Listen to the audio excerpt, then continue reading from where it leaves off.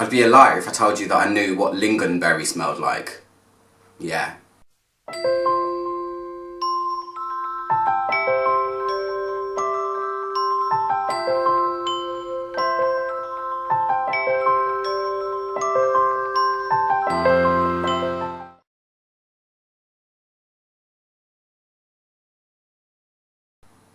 Hi guys, it's How's everyone doing? Today I'm reviewing Byredo's Flowerhead. It's the latest fragrance I've added to my collection, and I smelled this last year around November time on a blotter, which, you know, pro tip, worst way to get an impression of a fragrance. And it smells different on skin, I can tell you that now. That's the first thing I want to say. Weird way to open the review, but never mind. So this is obviously a floral fragrance. It came out in 2014, I believe. Yes, 2014. Had to run to the computer. And this fragrance, upon further research, has become a bit more special to me because the entire inspiration behind it is Indian weddings. It's called Flowerhead because traditionally, at Indian weddings, there are flower heads put onto strings to make leis, and it's what the bride and groom exchange during the ceremony. And if any of you guys know me already, you know that India is very close to my heart. I love it. Anyway, I got it because it contains tuberose, and why not? I'm always looking to add another tuberose to my collection. Tuberose haul right here.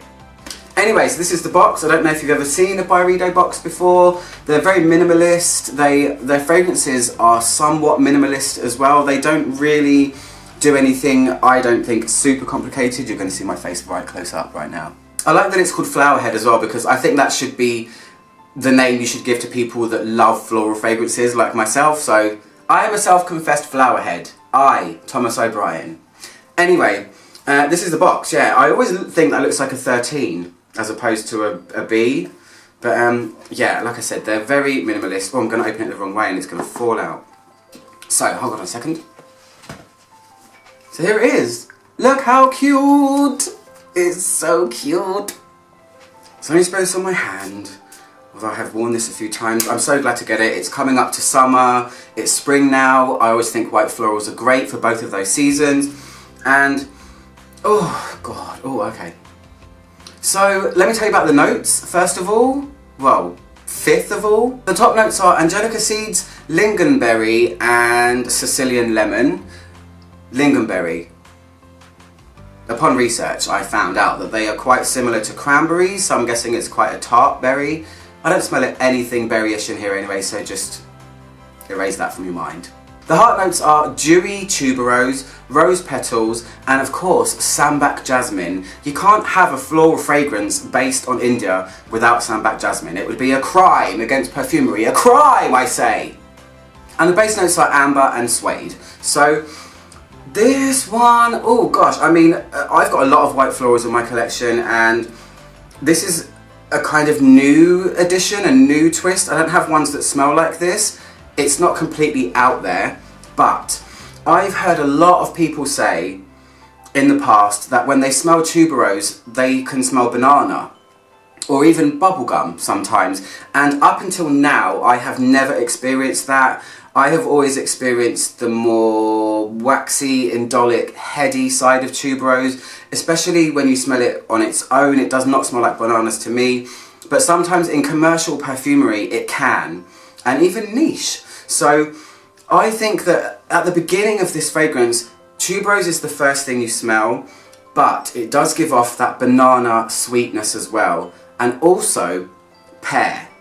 I can smell what I can only describe as a juiciness in this fragrance. It has a juicy pear, tuberose, banana kind of combination. It's almost like if you took pear juice and banana and made a smoothie out of it and then infused it with tuberose oil. It's really cool. It's quite sour as well. It's like a juicy, sour white floral, which makes me think that it should be put into the floral, fruity kind of category as opposed to just being a floral. And it's really nice. I really like it. I mean, if you like white florals, you have to definitely try this out. It's not super aggressive. It feels a little bit more friendly. Tuberose can be a beast. It can be quite unfriendly. It can be unforgiving and bold and super potent. And in this one, it's nice. It's freshened up with the juicy fruitiness. The other element that I can smell in this is a greenness. This has galbanum in it, which I completely forgot to mention. Sorry, galbanum's in the heart. Side note. And galbanum to me is a really interesting and beautiful note. It's a green resin that comes from this plant that feels a little bit vegetal, and it's very smooth, almost like stems. And they've tried to create this dewy, green, white floral fragrance, which I think works without being too overly in your face. There's almost something to me, and this is only way off in the distance, so you're going to have to really huff it to smell it, but it almost feels like there's something like mint leafy in the background, maybe mint or some kind of bushy leaf kind of smell, but that's only way in the distance. At the forefront, it's a very smooth fragrance. And at first, it's tuberose which dominates, but as it starts to dry, the sambac jasmine comes right up to the same level, and you can smell both completely in tandem. It's really, really cool. Sambac jasmine is very different to French jasmine. French jasmine, to my nose, is a lot rougher, it's a lot dirtier, it's a lot crisper. Sambac jasmine, to me, I've always said feels like it almost has incense infused into it, and it's a little bit sweeter, I think. So you have this tuberose jasmine thing working in tandem together with this almost banana peary type thing and a green wet dewiness and this tiny leaf in the distance, and that pretty much sums up the main body and the main feeling of this fragrance.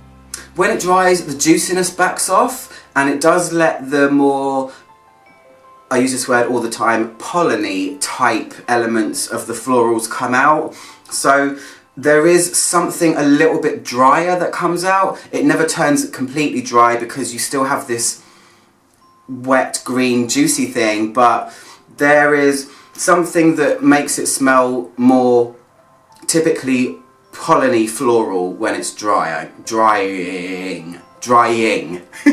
And from there on out, it doesn't really go anywhere else. This is a fairly linear fragrance from Byredo. Some of them are super morphers, but I think as a whole, a lot of their fragrances are a little bit stripped back, they're a little bit contemporary, and it's nice to smell a full-on floral from Byredo because they have some things that are way out there, like Ink that I absolutely love. Reviewed it, by the way, go and check it out if you like. It's just nice to see their take on a floral being the contemporary, I think somewhat edgy brand that they are. I'm still discovering them, I still have more to discover, but when I knew there was a tuberose one, of course I had to get it and review it for you guys. So at the end, you have this tuberose jasmine combination that are working in tandem, but the fragrance always retains a semi-sweetness. It's never overly sweet, it's not sickly. I think if you oversprayed this, you might be in trouble, but there are things in here that are just adding to the sweetness. There's amber in the base, which is essentially made up of vanilla. So there is a sweetness there, but it feels like a spring-like tuberose, where I think tuberose can go into other seasons easily. And I think it's really, really cool. Not a super developer, but lovely all the same. I personally get about 8 hours out of this, where I can really smell it, and before I have to start putting it up to my wrist or my neck, up to my nose. That would be hard, wouldn't it? So I think it's medium to strong longevity, but as I always say, try it on your own skin first. You never know what's going to happen. You might as well something else completely. It's just the way it goes. Anyway guys, if you want to get this fragrance, head on over to natino.co.uk. I will post a link below in the description box. I'm out from click my logo down there to subscribe, and I'll see you guys soon for another review. Goodbye.